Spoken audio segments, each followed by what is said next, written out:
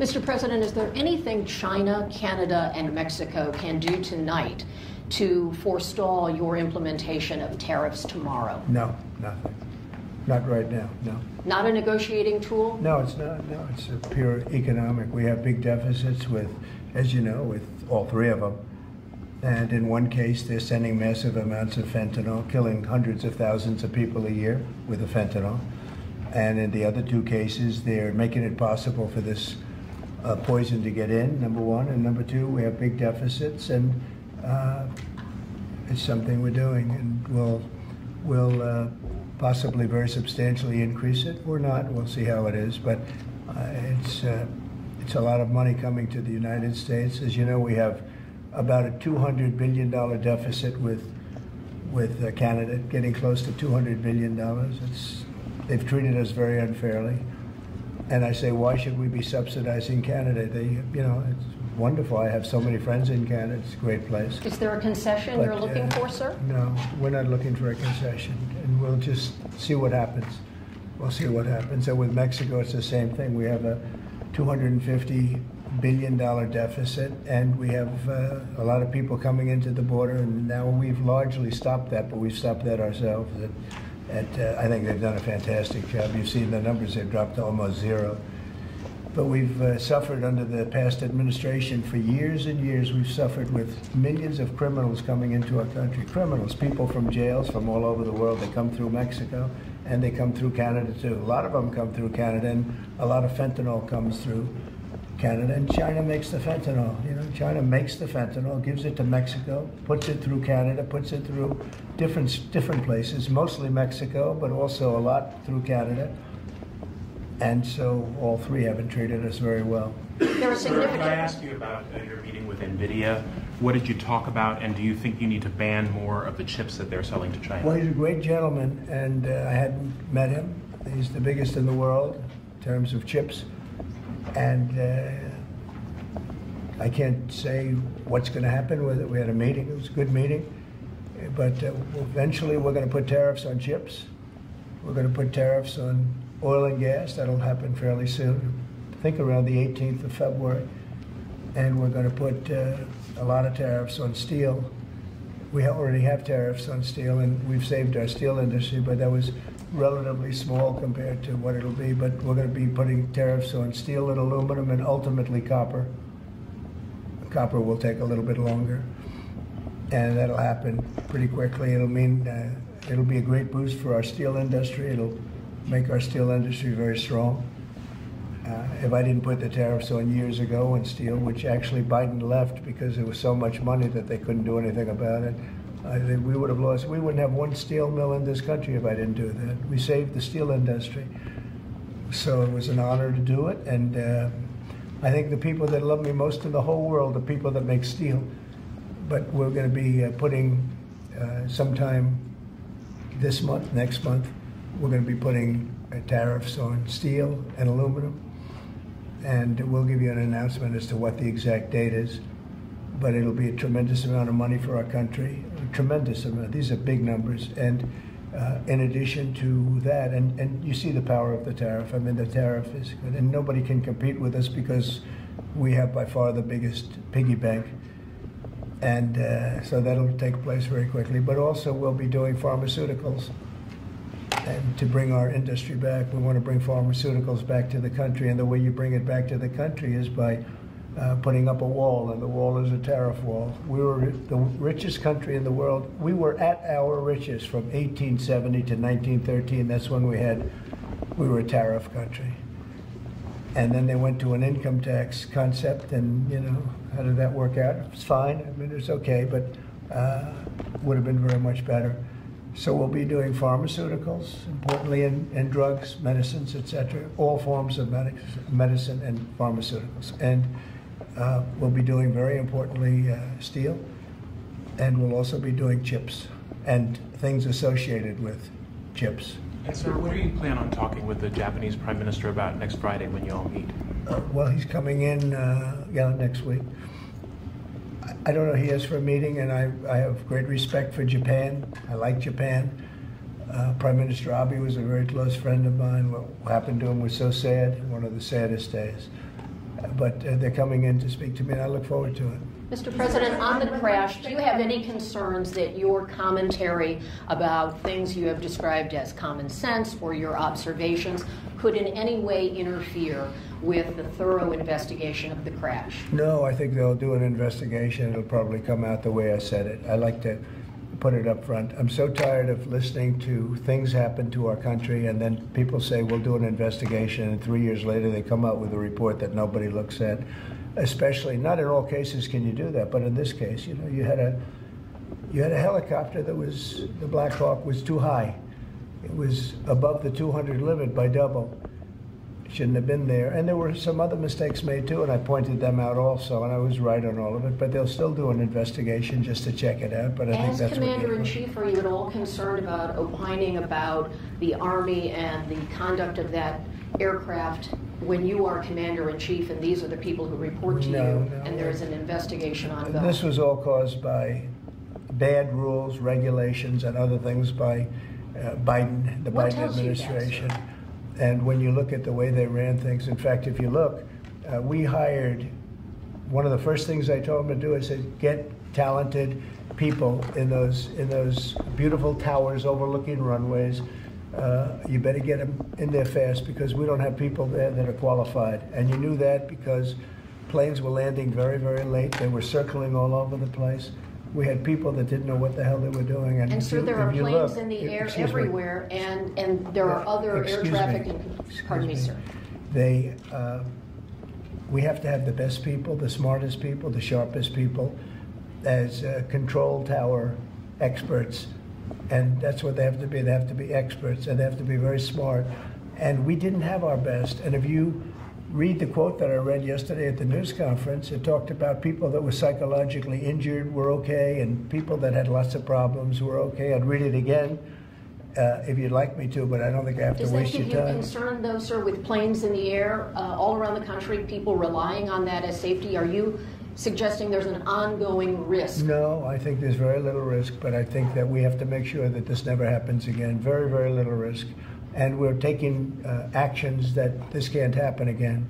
The helicopter, as you know, was out of its zone. Shouldn't have been out of its zone. It was at the same height as the airplane. Now, the airplane was coming down on its track. It was perfect. It was in perfect shape coming down, and something was in its way. You can't let that happen. And it won't be happening again. And this was all because of weak rules in the Biden administration. And we're just not going to let that kind of thing happen again. And again, I could wait and I could, you know, give a report in 2 years like they always do. And sometimes it's obvious. In this case, to me, it was very obvious. And I think I've been proven to be very correct. Yeah. Mr. President, what do you expect from your meeting with Prime Minister Netanyahu next week? I expect a lot of good things. From all meetings, I expect good things. Marco Rubio, as you know, is going to make a tour of various countries in South America. He's going to be meeting in Panama, where Panama's treated us very badly. They gave him, rather foolishly, a thing called the Panama Canal, the most expensive project we ever built, if you look at today's numbers. Most expensive ever built. We lost 38,000 men. In that case, all men, just about all men. 38,000 to the mosquito, to malaria and various other problems that you get from jungles. It was a tremendously costly event. We built the Panama Canal 110 years ago. Think of it, the most expensive development we ever did. And really one of the wonders of the world, one of the great wonders of the world. And we didn't give it to China, we gave it to Panama. And Panama's been ripping down all the China language signs. They've been working like mad to try, but about 70% of the signs were up and they were written in Chinese, and that's not the deal. So we're going to take it back. They've already offered to do many things, but we think it's appropriate that we take it back. They've totally violated the agreement. We have an agreement. They violated the agreement, and Marco Rubio's going over there to talk to the gentleman that's in charge.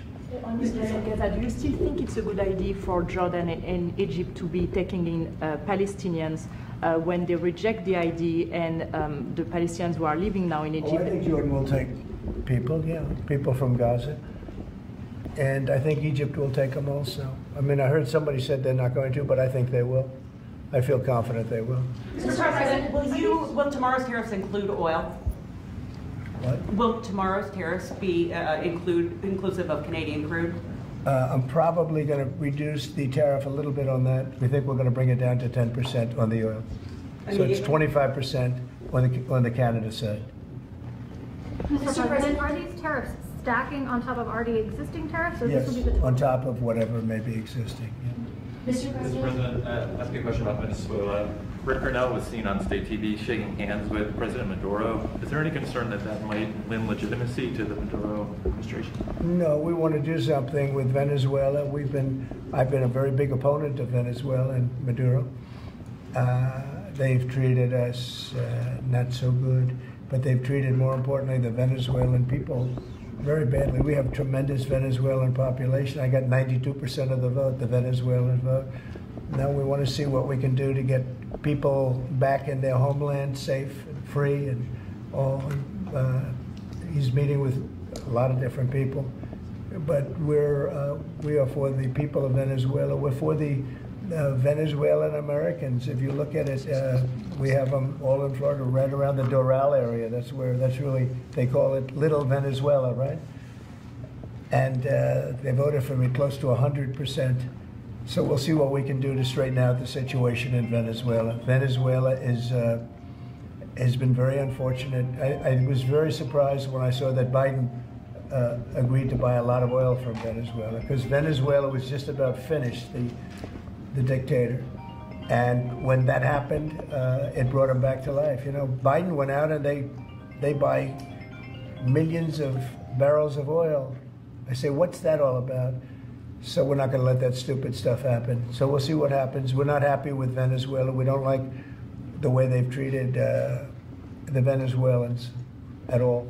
Mr. President, there have been some warnings or messages that government websites will be shut down this evening to scrub them of DEI content. Can you confirm if that's accurate? Shut down? Government websites, will be shut down this evening to scrub them of DEI content. Can you confirm whether that's accurate and if there are any concerns? I don't know. It doesn't sound like a bad idea to me. DEI would have ruined our country, and now it's dead.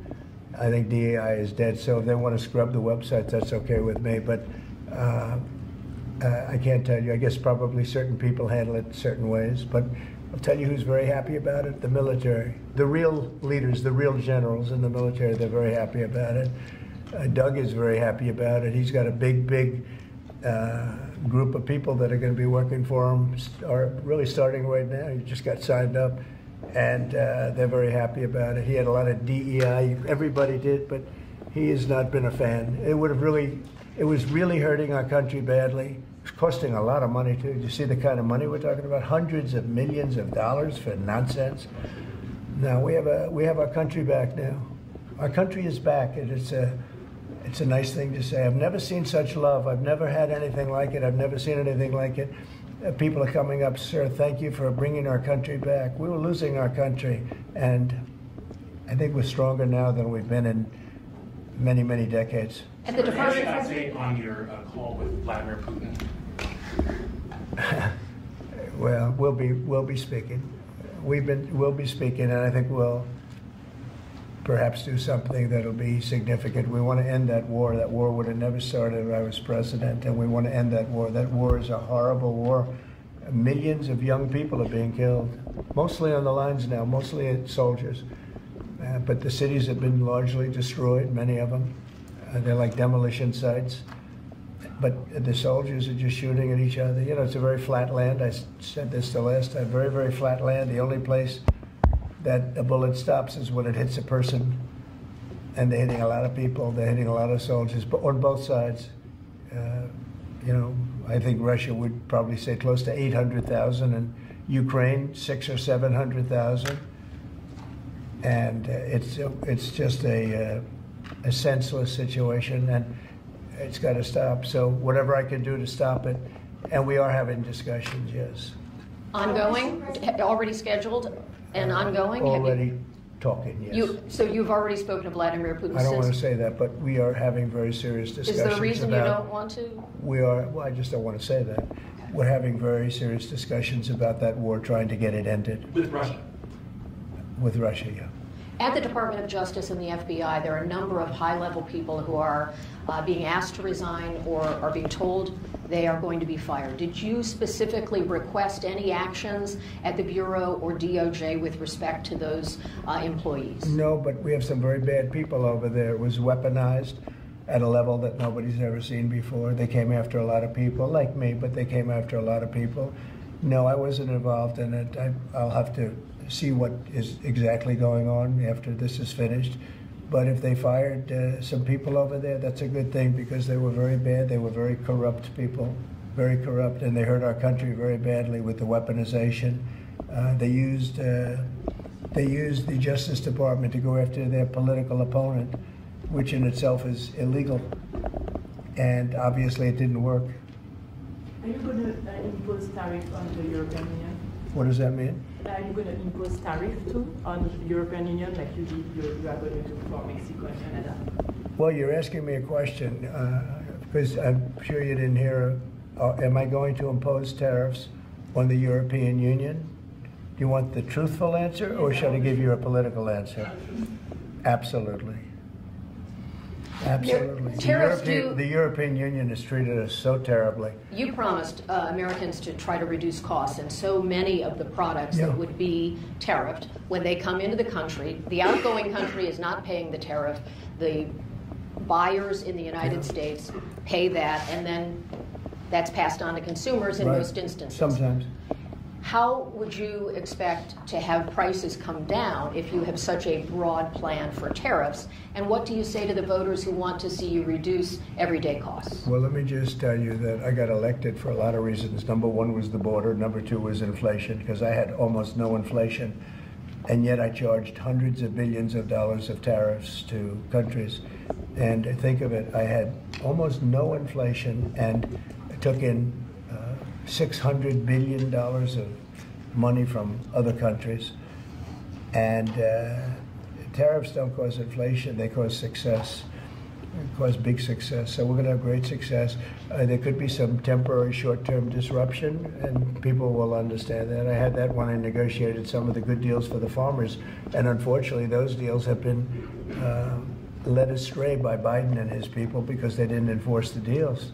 We have a deal with China, which is phenomenal for the farmers, but there was nobody to enforce it in the Biden administration. They let them get away with murder. So that's another thing we're going to be bringing. Do you accept the principle of costs being passed on? They committed to buying $50 billion worth of farm product, and they did it when I was president. And as soon as I left, they stopped doing it because there was nobody in Biden to enforce it. But the tariffs are going to make us very rich and very strong, and we're going to treat other countries very fairly. But if you think about it, other countries charge us tariffs. We don't charge them tariffs. And it's about time that that changes. So are you concerned about the market reaction around tariffs? No, no. Tariffs, the word tariff is a very misunderstood word. You've heard me say, I say it kiddingly, but it's one of the most beautiful words in the dictionary. It really is. And we've been taken advantage of because others have charged us VATs. As an example, the European Union charges us 20% plus a VAT tax, called a VAT tax, very similar. And it costs us an absolute fortune. We are treated so badly. They don't take our cars. They don't take our farm products, essentially. They don't take almost anything. And we have a tremendous deficit with the European Union. So we'll be doing something very substantial with the European Union. We're going to bring the level up to where it should be. And if you think of the European Union, then you go to NATO, it's largely the same group of countries. Until I came along, I mean, we were paying almost 100% of NATO only to get bad trade deals. And now it's been evened out, but very unfair having to do, it was evened out pretty good. Actually, I did a good job. They paid $440 billion if you look at the Secretary General's report, and he was here recently and he said that. He said one of the most amazing things I've ever seen is what President Trump was able to do with these countries of Europe, of which he was in charge of them, but he couldn't get them to pay. I went over, I said, you got to pay, and if you don't pay, we're not going to protect you. It's very simple. But very unfair is with Ukraine, because we're in for $300 billion plus, and they're in probably for $100 billion. There's a $200 billion difference, and they need it more than we do. You know, we have an ocean in between. They don't. And so they're going to have to step it up a little bit.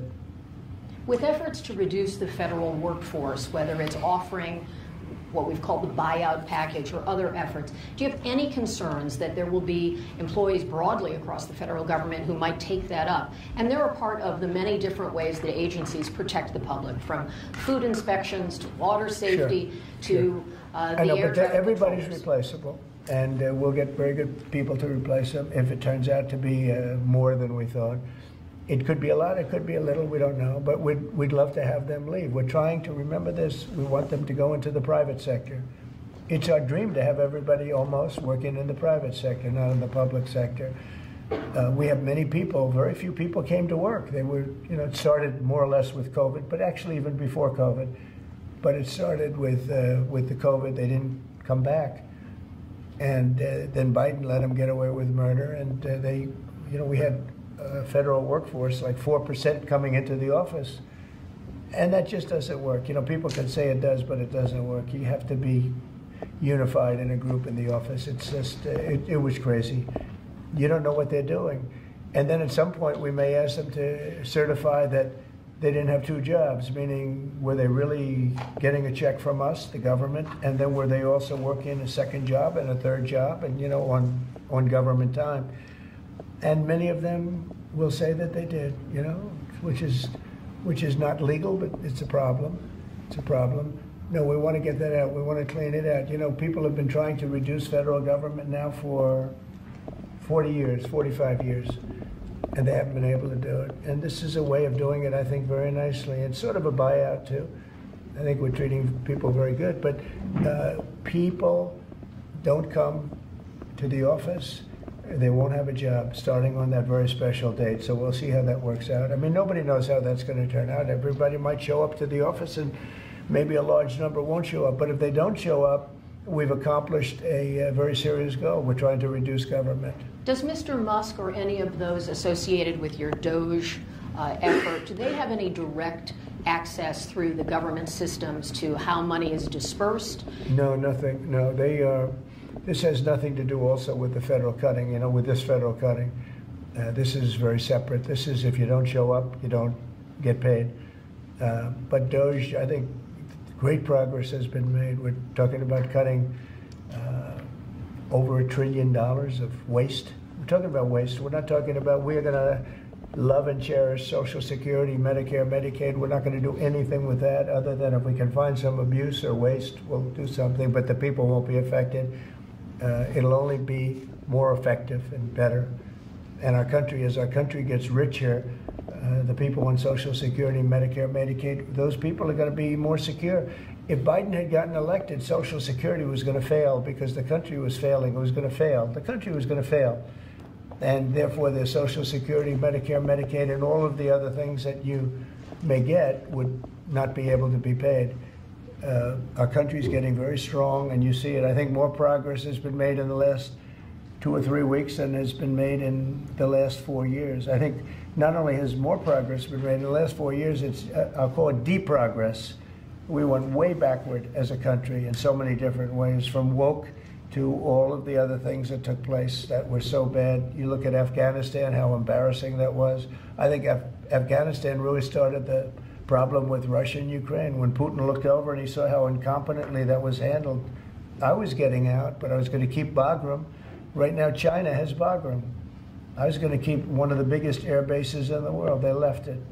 But I was, other than Bagram, I was going to get out. And I wasn't keeping Bagram for Afghanistan. I was keeping it for China because it's 1 hour away from where China makes its nuclear weapons.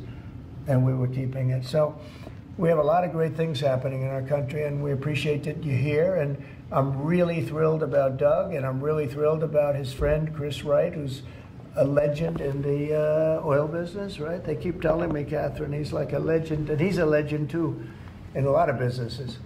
And we have an amazing group of people working with us. There's a man behind me who became a tremendous success. He was not a wealthy man. He didn't start off a wealthy man, and he ended up a wealthy man. And you know, that's a great talent. And he's willing to sacrifice so much and to put it to work for our country. Watch the job he does on the interior, but in particular on really making our country very, very wealthy by utilizing it properly. And at the same time, environmentally, he does it he's very much an environmentalist. He's going to do it very carefully and very painstakingly good. But you just watch what happens. And working with the Department of Energy, where his compatriot, his friend, and also considered the most talented man in the oil business, is the head of the Department of Energy, and they work together. It's almost like a partnership. It really is a partnership.